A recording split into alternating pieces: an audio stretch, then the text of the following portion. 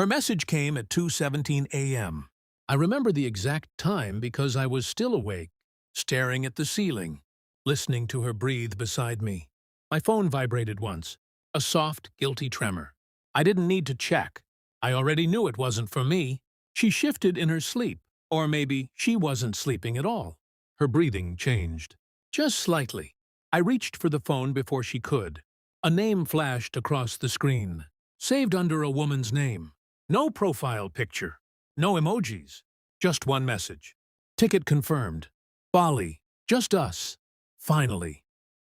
My chest didn't tighten. It didn't explode. It went quiet.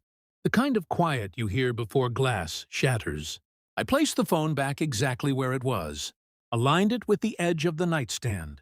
Perfect. Then I stared at her silhouette in the dark. 5 years of marriage, shared passwords, shared bank accounts, shared dreams, and now shared lies. In the morning, she stretched like nothing had changed. She kissed my cheek.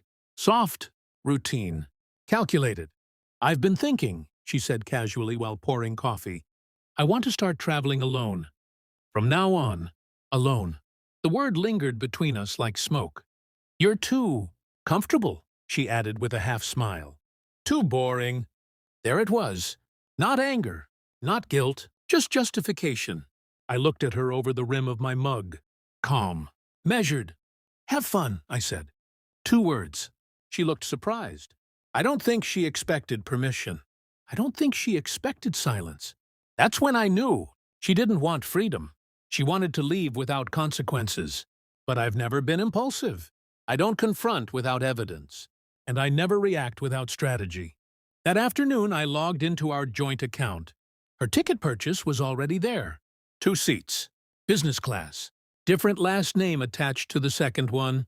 So careful. So sloppy. I didn't confront her. Not yet. I watched. I listened. I observed how she smiled at her phone now, how she angled the screen away from me, how she started dressing like she was auditioning for a new life. Every detail was a thread, and I was patient enough to pull them one by one. She thought I was boring, predictable, safe. But safety is dangerous when it learns how to disappear. The night before her flight, she stood by the door with her suitcase. Red. Brand new. "Don't wait up for me," she said lightly. "I might extend the trip." "Extend?" I nodded. "Of course." She hesitated. Maybe she wanted a fight. Maybe she wanted guilt. Maybe she wanted proof that I still cared. But I gave her nothing. Just a calm smile. When the door closed, I didn't collapse. I didn't scream. I walked to my office, sat down, opened my laptop, and began removing my name from every shared liability we ever had. Joint savings, closed. Shared credit line, frozen. Automatic transfers, canceled. I wasn't angry. Anger is loud. I was precise. By the time her plane touched the runway in Bali, she was already financially alone. And she didn't even know it yet. But money wasn't the betrayal. The betrayal was deeper, and I needed to be absolutely certain before I ended it. So I waited, because storms are more satisfying when you watch them form from a distance. 3 days after she landed in Bali, the confirmation arrived. Not from her, from a lab. A quiet envelope, cream-colored, unremarkable. I held it for a long time before opening it. Not because I was afraid, because I already knew. Months before the Bali ticket, before the late-night messages, there had been something else. A confession disguised as joy. "I'm pregnant." She had cried when she told me, held my hands, said this was our fresh start. And I wanted to believe her. God, I wanted to. But timelines don't lie, and neither do instincts. So I counted weeks, appointments. Trips, she said, were girls' weekends. And while she was packing swimsuits for Bali, I was submitting a discreet prenatal DNA test. Quietly, legally, precisely. The results were simple. Probability of paternity, 0%. 0. Not low. Not uncertain. 0.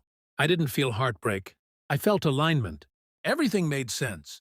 The sudden criticism, the emotional distance, the manufactured boredom. She wasn't escaping me. She was escaping exposure. That evening, she called from Bali. The ocean was loud behind her. Waves crashing, laughter somewhere in the distance. "Hey," she said softly. You sound far away. I am, I replied. A pause. I've been thinking, maybe we needed this space. We did, I agreed.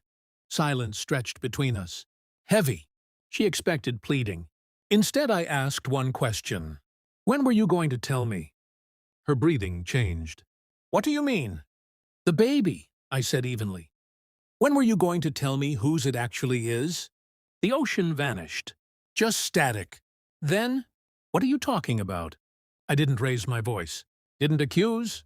I have the results. Silence. Long. Fractured. You tested me? She whispered. No, I corrected gently. I tested the truth. Her composure cracked first. Anger. Then panic. Then tears. It's not what you think. It's exactly what I think. Another pause. I could almost see her calculating. The lies she could still salvage. The sympathy she could extract. But I had already moved the pieces. I filed this morning, I said calmly. For divorce. She stopped breathing for a second. You wouldn't. I did. And the accounts? They're closed. The realization hit her in layers. Financial isolation. Legal exposure. Emotional detachment. You planned this, she said, voice trembling. No, I replied softly. You did. The call ended without goodbye. The next week, she tried again. And again. And again. Messages. Voicemails. Emails filled with apologies.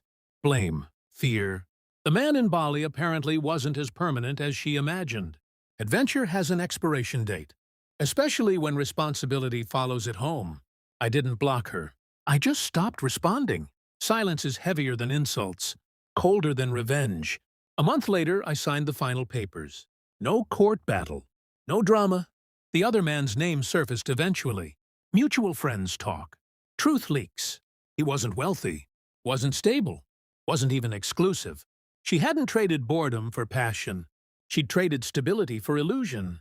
And illusions collapse quickly. I heard she moved back. Smaller apartment. New job. No Bali. No fresh start. Just consequences. Sometimes she still calls. Different numbers. Late at night. The same hour her first message arrived. 2:17 a.m. I don't answer. Instead, I sit on my balcony. Watch the sun sink slowly behind the buildings. Calm. Steady. Free. She wanted adventure alone. So I gave her exactly that. Alone. And as the sky fades into darkness, I realize something almost comforting. I was never boring. I was just the only stable thing in a life built on deception. And when stability walks away, chaos finally has to stand on its own.